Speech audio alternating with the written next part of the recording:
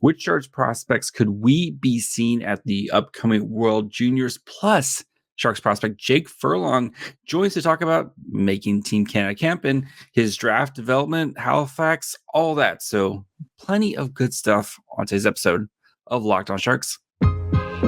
You're Locked On Sharks, your daily podcast on the San Jose Sharks. Part of the Locked On Podcast Network, your team every day.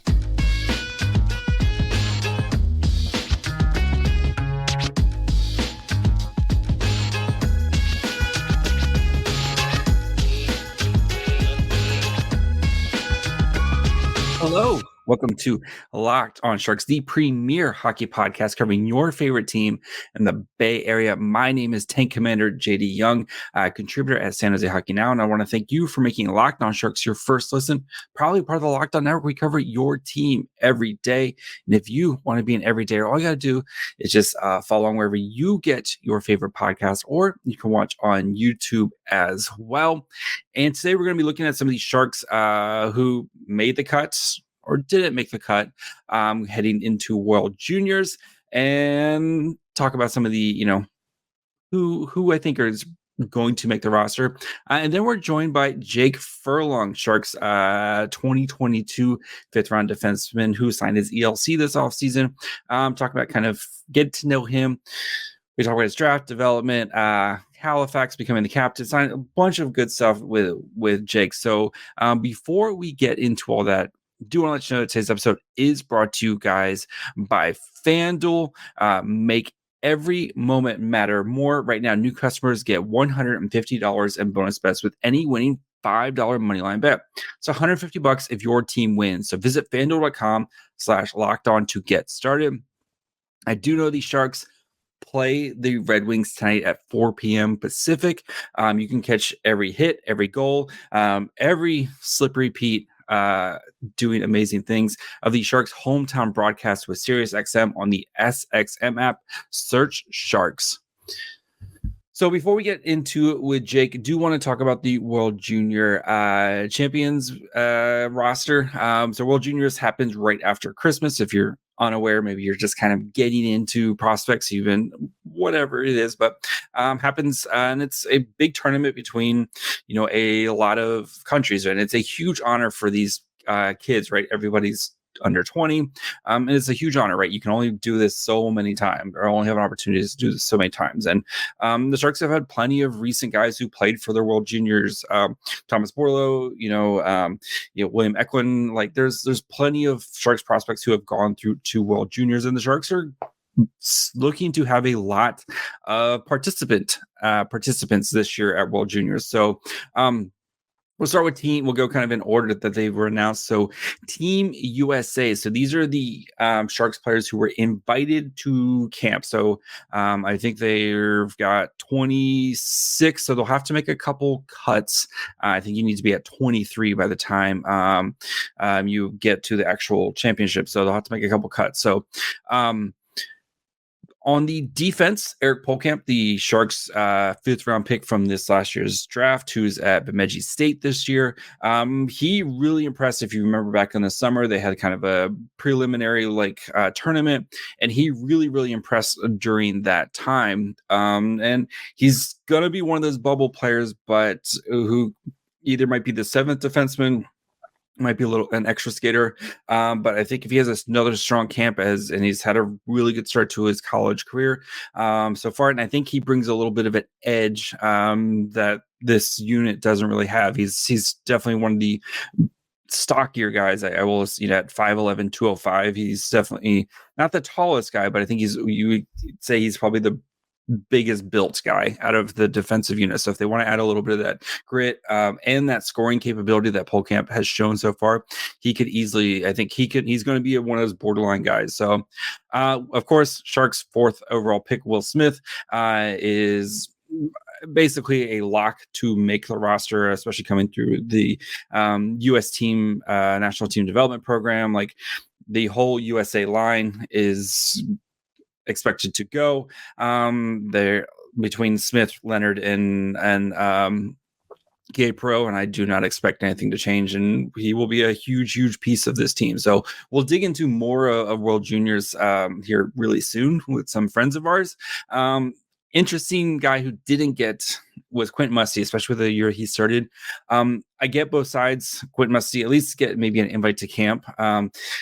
But I think Musty is going to be basically a shoe-in next year, especially with some of these older guys graduate. A guy like Cutter Gauthier, some of these older players who've kind of been around their program for a little bit. I could see Quentin Musty, who is a top 6 forward, and on this team, he wouldn't really have that role, especially with the way this team is constructed. So I can see why Musty, it just would have been nice to kind of see him make at least get an invite. So switching to Team Canada, only one player got an invite to training camp, and that's Jake Furlong. And I think a lot like, Eric Polkamp, I think he's going to be kind of one of those bubble roster guys who needs to have a really good camp to make the team.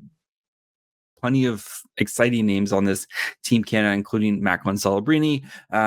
There's a lot of this team is going to be very, very good. And it's probably going to come down to one of these 4 teams. But interesting for the guys who didn't get an invite was Luca Cagnoni, who's had an amazing start to his season in the WHL.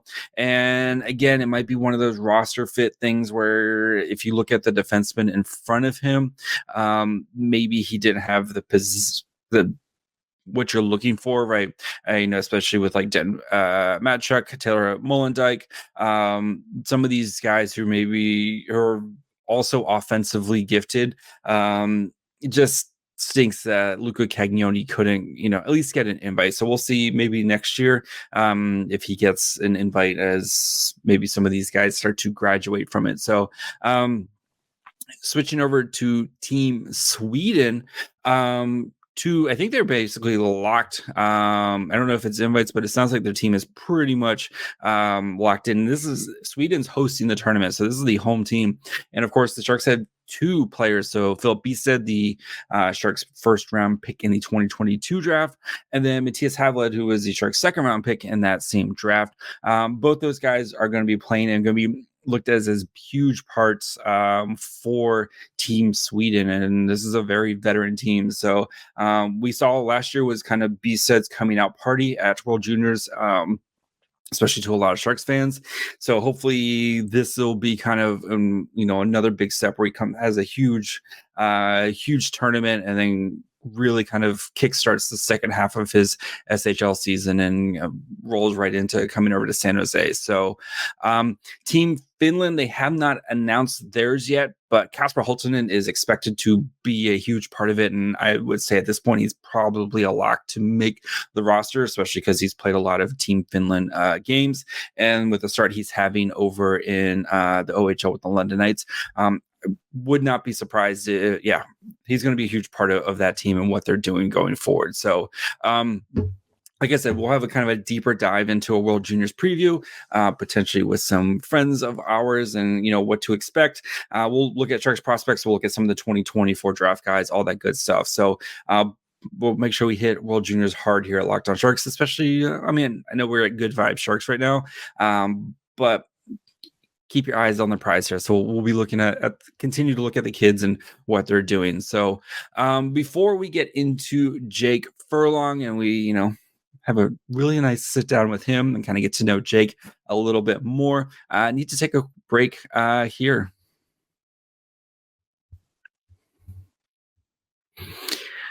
I know we come to sports to escape from all the crazy realities of real life, but can we talk just for a minute about preparing for real life? According to the FDA, pharmacies are running low on antibiotics right in the middle of the worst flu season over a decade. It's the holiday season. You want to travel somewhere to celebrate with family. The last thing you want to do is be unprepared to take care of yourself or your loved one if you fall ill. Jace Medical can give you a peace of mind even before you hop on the flight. The Jace case is a pack of 5 different antibiotics to treat a long list of bacterial illnesses, including UTIs, respiratory infections, sinuses, skin infections, among others. This stuff could happen to any of us. So visit jacemedical.com and complete your physician encounter. It will be reviewed by a board certified physician, and your medications will be dispensed by a licensed pharmacy at a fraction of the regular cost. It's never been more important to be prepared than today. So go to jacemedical.com and use offer code locked on to get $20 off your order. And now we bring in San Jose Sharks prospect Jake Furlong. How's it going, buddy? I'm doing good. How are you? First things first, I got really lucky with the timing of this. You actually were just named to the Team Canada Camp for World Juniors. Pretty exciting, huh? Yeah, it was obviously a cool call to get a couple days ago, and yeah, I'm pretty honored. What does that potentially mean for you to wear that amazing Team Canada jersey? Yeah, it's really cool. I don't think I ever thought I'd be in this position. So I mean, it's a crazy feeling, especially watching all of them growing up. And last year I knew a few guys in the team, so it's pretty cool. All right. So wanted to kind of start from the beginning with you. So when did you realize that like hockey could be a thing for you? I don't know if there's a point where I ever realized it. I just kind of always wanted it. I mean, there's been my plan A, plan B, like my whole life. I probably drove people a little crazy with that growing up. But I mean, ever since I, started as a kid and started playing competitive, this is what I wanted to do. And I'm glad it's going how it's going right now. And obviously just keep getting better every day and go from there. So growing up, you grew up outside of Halifax. Who was your favorite player growing up? It's gonna sound cliche, but Sid being from here made it pretty obvious. I remember watching him and all the cups they won, and I've grown to be able to get on the ice with him lately, and I mean he's a special talent. You see why he's had the success he's had with how he trains and stuff. So he's definitely my number one. I mean, of course, you're a defenseman. So who do you try to model your game after then? Guys I really liked. I mean, the last few years I've started to watch a lot more specific guys. I think Jacob Slavin's probably the number one. I mean, he's a shutdown D-man. He can move the puck up ice, but he's mainly a defenseman, and he plays the position really well. And he's a guy that I watch a lot of now, and I try to model my game after. All right. So, of course, you grew up outside of Halifax. I assume you were a Halifax fan growing up, and then you got drafted by the Halifax Mooseheads. How cool is it to kind of play for your hometown team? Yeah, it's awesome. Growing up watching games and a Mem Cup when it was here, and when they won it in 2013 when Nate was here, it's pretty cool. Going to the rink every day. It's putting on the jersey. It's not something I take for granted, and I'm obviously really grateful to be here. And luckily we've had some success here, so it's been cool to see all the fan support, and hopefully keeps going this year. All right. I wanted to kind of jump ahead to the draft. So the 2022 draft, you were there at the draft. What was your kind of leading into the draft? What was your draft experience like? Did you have a lot of interviews? Kind of did you have a feeling what teams might be interested in you? To be honest, no, I didn't really have a feeling of where I was going to go and who was going to pick me. I mean, I had, interviews, questionnaires, stuff like that, the basic stuff, but I never really got a strong sense from anyone. I had good talks with San Jose. I can say that. And, it worked out really well for me so far, and I'm happy to be here. With the actual draft days, since you're waiting, you got picked in the 5th round. It's a kind of a long day, isn't it? You're just kind of sitting around waiting and just hearing. So, I mean, talk us through that moment before, and then afterwards, the whirlwind that goes on after. Yeah, it was a long day. You're right. I mean, I was nervous, and my family was nervous, everyone around me. But I mean, all I wanted to do was get drafted, no matter how high or how low. As long as I got the opportunity from a team, I was grateful. And I don't even really remember the moment. I kind of just blacking out, walking down the stairs and going to shake everyone's hands. And then after that, it's a lot of text messages, stuff like that. And then right to dev camp pretty much a day later. So it went pretty fast, but I really enjoyed it. Yeah, I kind of, because I was at the last year's draft for Nashville, and it seems like as soon as you get drafted, you're just like here, there, you're just kind of like taking like you got to take all the goofy photos, right? We all laugh at about 20 years later, like all the normal stuff, and then all of a sudden you're just like, oh yeah, I got drafted, right? That's exactly it. Yeah, I remember going down underneath the bleachers, and then I was walked around by the media people in San Jose for about an hour. And yeah, honestly, I don't even remember too much of it, but there's a lot of stuff to do. All right. So last season with Halifax was a really special season, right? You guys made the Q finals. What did you learn about such like a long season and a long postseason run like that? Yeah, it was, really impactful for me and obviously the guys that are here now. We learned what it takes to win. I mean, we were one game away pretty much, and it sucks the way it ended, obviously, but I mean, we can take that experience and use it this year. We have a lot of returning guys that play big minutes for us, and we have a goalie that's back, and I mean, we're a confident group. We know what it takes to get there now. I think that's the biggest thing, and just use that every day and try to build towards that goal. After that loss, how long are you like before you want to get back on the ice or in the gym? Are you like the next day motivated? Or are you like, dude, I need a break? So we lost out on a Saturday, I think. Had exit meetings and a little team dinner Sunday. Then I was back in the gym Monday morning. I think people around me know that I'm a little crazy with that stuff, and but I mean, if I want to make it and do what I want to do with my life, then I kind of have to. And I probably took about a week off the ice, maybe a little too short, but I mean, I love it, and I mean, I feel better when I'm skating and working out, so I wasn't too bad. Okay, yeah, I always, if it was something like that happened to me, you wouldn't find me for like 3 months. I would just probably be under my bed, not coming out. So, rookie camp this year, right? You see a lot of big pieces coming in, Will Smith, Quentin, Musty, the big headlines. You had some other guys like Luca, Cagnoni. What was it like as, kind of your second development camp? You've seen it now. What is it like kind of seeing some of these big guys coming in? I mean, you hit it right on the head. Like I've been familiar with it. I knew like the staff going in this year, so I wasn't kind of just shell shocked by it all. I mean, last year I remember when I was the main camp time, and I was seeing guys that I've like Eric Carlson was still there at the time, and I remember seeing him. I was just like, what am I doing here? And it was pretty crazy. But I mean, this go around, obviously said there's a big guys there, and Quentin was my roommate, so I came pretty close with him, and he's obviously a great player. And obviously Will's a special talent too, just seeing him at dev camp, and the other guys, like you said, they're all great. So being around them was cool, and getting more familiar with the staff was great. How much of a rivalry is there between like the Q, the W, and then the O? Because I know the Q like kind of gets like pushed to the side a little bit, but you guys represent, right? I mean, you guys have won the last like a bajillion cups, so. Yeah, that's kind of always the go-to argument. Whenever people say anything bad about the Q, I just point to the Mem Cup and see what happens there. But no, we're friendly with it. Everyone gives it to me, I give it to everyone else. So, gotcha. Rookie tournament, you got to go. You guys played in Vegas. There, was that your first time in Vegas? It was, yeah. Thoughts on Vegas is a crazy town. I can't do more than 3 days, but like, how was the rookie tournament? Like, kind of playing against other rookies and that whole experience.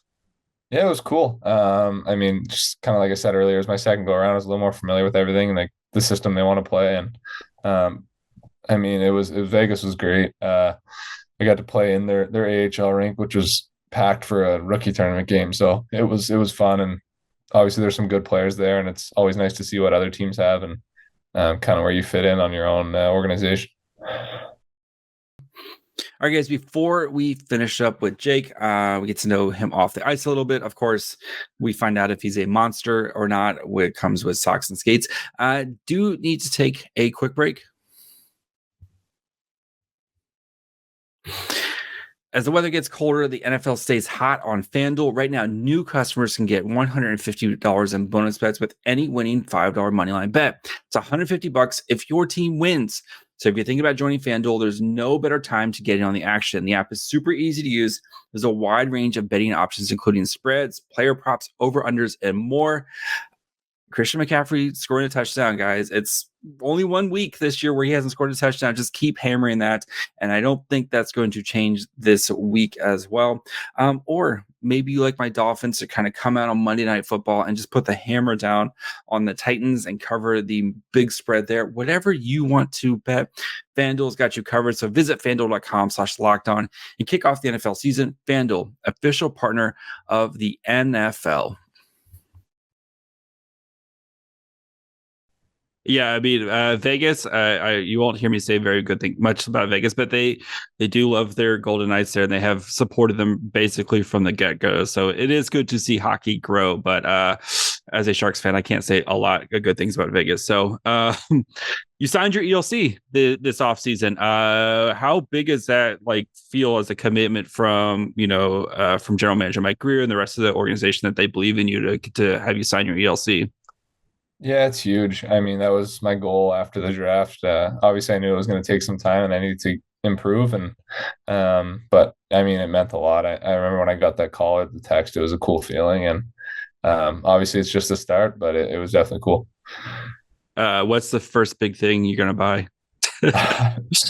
I don't know yet. Nothing too big. Living in San Jose is expensive. I can tell you that. So, yeah. So you save the money right now. So you also within the same week were named the captain of Halifax, which not everybody gets to wear the C, right? So what does that mean, wearing the C? And are you still kind of weird seeing that on your jersey? Yeah, it was definitely cool. I mean, I'm not going to say I was expecting it, but I thought I was a good leader and I was doing all the little things and hopefully I could get it. It was definitely a goal of mine. And if I didn't, though, I'd be perfect because we have a lot of good leaders in that room. But I mean, the guys before me were great. We had Elliot Desnoyers, who played for Philly a handful of games last year. Justin Barron, my first year, is playing in Montreal right now. And just learning from those guys what they do as leaders is probably the biggest thing for me. And obviously it's still a work in progress. I'm new to it a bit, trying to be a bit more vocal, which I'm not really, but I mean, it's been good so far. Gotcha. Watching you this year, as trying, because the Sharks, if you haven't been keeping along, the Sharks aren't the greatest team in the world. So I've been trying to watch more of you and Musty and all the other, the kind of the next big names. And I do have to say, I'm very thankful that you kind of have the old school style. You got the jersey tucked into the back.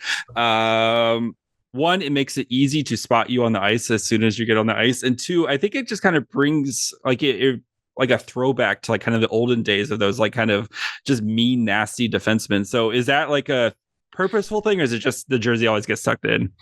A bit of both. I mean, I do it on purpose now, but at the start it was kind of just doing it. And my coach my first year would always call me out on it. So I had to stop doing it. But with the new coaches, they let me do it a bit. I grew a bit more leeway. So yeah, I don't know. I just falls in sometimes that I like it like that. Again, it makes it easy to, oh, look, there's Furlong. Okay, it's easy to watch now. So, been playing, you're a left-hand defenseman, but you've been playing on the right a lot this year. What goes into playing on your offhand? I think it's interesting, obviously, but I mean, the biggest thing is always kind of looking up ice. I mean, as on the left side, your head's already going that way, and on the right side, you kind of got to turn your body a bit, but I think I've played it for the last 2.5 years now, and I've gotten used to it now. So it just kind of feels like home almost, and I don't mind it for sure. Yeah, I mean, because the Sharks do have a lot of left-handed defensemen in the pipeline, so we've been seeing kind of a lot of guys bouncing back and forth. But again, I think it's right. If you've done it now, it's not like you have when you get professionally, go pro. You're not going to have to kind of learn on the fly with it, right? Exactly. Yeah, it's always something I've been taught as a kid to try and get used to, so I don't mind it. Earlier this or about a week or two ago, I was watching one of your games, and you blocked a shot that led eventually on the penalty kill that led eventually to a shorthanded goal. Was that the toughest assist of your life right there? Because you went straight to the bench and down the hallway. Yeah, it definitely was. That one stung a bit. I got it right in the wrist, but yeah, thank God we scored. Yeah, if it's gonna hurt, at least get a point out of it. So, all right. So your team is near the top in the queue this year as well. What are kind of some of your team goals, and then what are some of your personal goals as the season kind of continues on here? I mean, team wise, it's obviously cliche, but we want to win. I think we're in a position that Not necessarily we didn't think we'd be in, but I mean we're having a good year. It's been tough sledding lately, but I mean we'll turn it around here. And but I mean, like we want to win. We know we can win. I think it's the biggest thing, and we're all confident in it. And personal wise, I just want to keep getting better. I mean, obviously this next month is going to be big for me, and hopefully I'm able to represent Canada. And after that, just obviously continue to do whatever I can to help the team win. So if you don't make it the San Jose next year, I mean, one more year with Halifax isn't the worst thing in the world, right? Yeah, I'm not really thinking about it, to be honest. I know what team I want to make next year, and that's either team in San Jose, to be honest. So yeah, I got my goals. Gotcha. All right. Let's go off the ice here a little bit. So what is your game day prep like? Are you a superstitious guy, little stitious guy, or let it flow type of guy? I don't know. I'm probably a healthy mix of both. I mean, I got obviously I'm a hockey player. There's some things that are a little superstitious, but I have a routine that I do every game, no matter what. And I think it's more routine based than superstition. But at the same time, there's a couple of little things that I'm a little stitious about. Okay, well, like is it like the same socks on, like you have to do like one side or the other first, or like same socks that you have to wear every game or something like that, or? No, just a couple little handshakes maybe that I'll do or change up a little bit, but other than that, no, everything else is pretty much the same. Gotcha. Coffee on game day, yes or no? Absolutely. Hot or iced? Both. Both. Okay. In San Jose, I know a lot of the guys kind of switch to ice because it's like 70 degrees year round, and yeah, it's pretty nice weather there. So, big question I ask every player: socks and skates. Are you a monster who doesn't wear socks with your skates? No, I'm not. I've tried it before and it's horrific, so I'll never do it again. All right, get you out of here. A couple more here. So, when not on the ice, what is your favorite thing to do? I mean, summertime I like to just hang out, golf, go in the pool, stuff like that. But during the winter, I mean, I'm only doing hockey things. When I get home from the rink, I'll have dinner, and then I'm watching every single game that's on the TV that night. I mean, kind of a loser in that way, but I know what I want to do. So, are you anybody you're like, oh, this guy's like must see TV for you, or you just whatever game's on, it doesn't matter? I love watching Colorado play. I think the way they play in the ozone and their D involved is so fun. And then obviously I watch a lot of Carolina games just for Slavin. And but there's a lot of young teams that are cool. Ottawa, Buffalo are fun to watch, and obviously San Jose's on pretty late, so I normally catch that in the morning. Yeah, that's like a 11:30 start time for you usually. Yeah, so yeah. So all right. All right. Thank you so much, Jake. Appreciate your time. Hopefully we'll see you in San Jose. Maybe at the end of the year. We'll see. But yeah, Jake, thank you so much for your time. We'll talk to you soon, buddy. Thanks for having me. All right, guys. I hope you enjoyed my conversation with Jake Furlong. I think he's going to be on the Barracuda next year. You can see Artem Gurov, right? You saw Gannon LaRock. Both those guys playing, they're in the kind of made their professional with the expectation that Shakir Mukhamadullin is up on the Sharks. Henry Thrun is probably going to be up on the Sharks next year. I could really see them asking him to kind of come in, maybe be that seventh defenseman at first, maybe spend a little time in Wichita, whatever. But I think he's going to make a real push, especially what I've watched him from this year, just how much his defensive game has grown. And I think there's plenty of offense in there too, but I think the details on his defensive game have really grown. And I think the Sharks might have something here with Jake Furlong. So I expect him to be in San Jose next year. Again, maybe not on the Sharks, but I think he's going to play a part with the Barracuda and be a piece for the Sharks going forward. So that's going to be it today. We'll be back tomorrow with a breakdown of the Sharks Red Wings game. And then, of course, next week, plenty of good stuff coming as well. Probably start dipping our toe. We'll probably do another prospect report. Maybe we'll do some World Junior stuff. We got some interviews lined up, plenty of good stuff. So make sure you guys are keeping it locked here at Locked On Sharks. You can follow wherever you get podcasts. And of course, you can watch on YouTube as well. You can follow the show on Twitter, Facebook, and Instagram at Locked On Sharks. You can follow me on Twitter at MyFryhole. Until tomorrow. Bye, friends.